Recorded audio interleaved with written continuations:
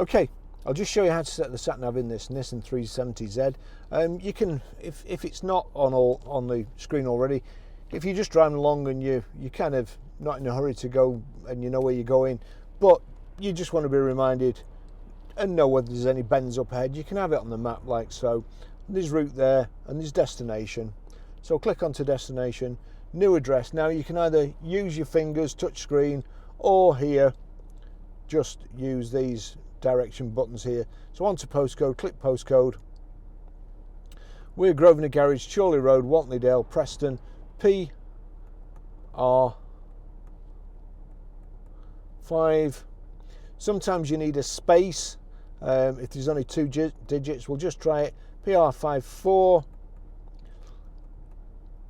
JS, Grosvenor Garage, Chorley Road, Wantleydale, Preston, PR54 JS, and then you've got list here.